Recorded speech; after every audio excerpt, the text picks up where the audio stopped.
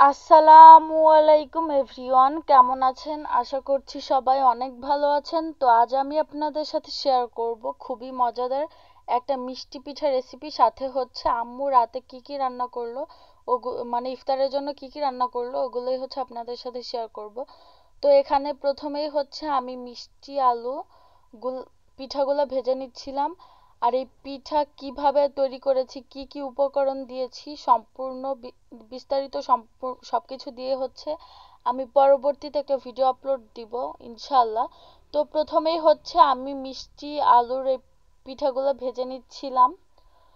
তো এটা হচ্ছে মিডিয়াম আঁচে ভাজতে হবে, না হলে পুড়ে যাওয়ার সম্ভাবনা থাকে। তো আমি এখানে অনেকগুলো পিঠা ভেজে নিব। তো প্রথমে অনেকগুলো ভেজে নিয়েছি। এরপরে আমি আরো কিছু পিঠা দিয়ে দিব, মানে দুইবার ভাজলেই হয়ে যাবে। আমি হচ্ছে এখানে 5টা আলু দিয়ে পিঠাটা মেক করেছি। তো আমার প্রথম পিঠাগুলো ভাজা শেষ। এখন হচ্ছে আমি আরো কিছু পিঠা দিয়ে দিব কড়াইতে। তো ইতোমধ্যে আমি আরো কিছু পিঠা দিয়ে দিয়েছি প্যানে। এবার হচ্ছে এগুলো আমি ভেজে নিব মিডিয়াম আঁচে।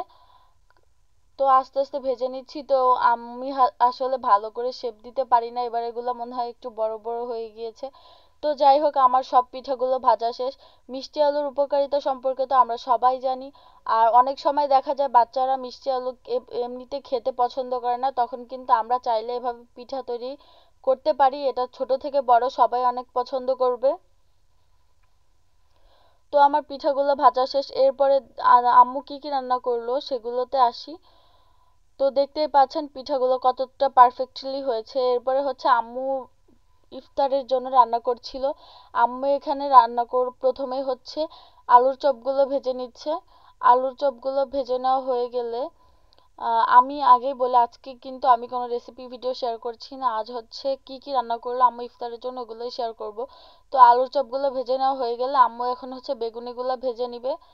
তো একে একে সব বেগুনিগুলো দিয়ে দিচ্ছিল।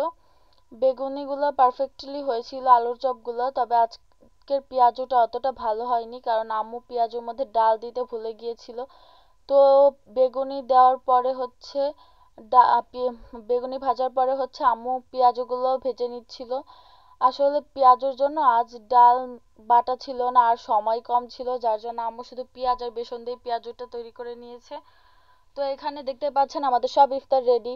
বানিয়েছিল পেঁয়াজ ও বেগুনি, আলুর চপ, সাথে ছিল মিষ্টি আলুর পিঠা বাঙ্গি, তারপরে খেজুর, কলা, আর এগুলোই ছিল, মানে ছোলা ভুনা ছিল, এগুলোই ছিল। আজ বেশি কিছু করতে পারিনি কারণ হাতের টাইম খুবই অল্প ছিল। মানে কিছু ফল যে কেটে নিব সেই সময়টাও হাতে ছিল না। এরপরে হচ্ছে আম্মু হচ্ছে রাতে খাওয়ার জন্য সজনের ডাল রান্না করলো। সজনের ডাল রান্নার পরে হচ্ছে আম্মু আমাদের মাংস রান্না করে নিল একটু।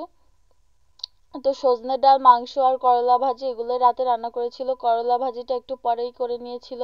তো মাংস রান্নাটা হওয়ার পরে আম্মু এখানে করলা ভাজি করে নিয়েছে। তো করলা ভাজি আমার খুব পছন্দ আর সজনের ডালটাও আমার ভীষণ পছন্দ।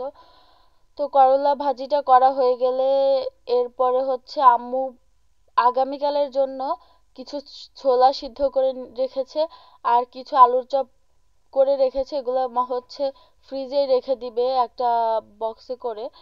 তো এখানে আম্মু কিছু আলুর চপ করে নিয়েছে আর ছোলা, এটা আগামীকালের জন্য। এরপরে হচ্ছে রাত 11টার দিকে আমরা উঠানে বসে সবাই ডাব খাচ্ছিলাম। তো আজকে ভিডিওটি এই পর্যন্তই। Thanks for watching this videos. আল্লাহ হাফেজ।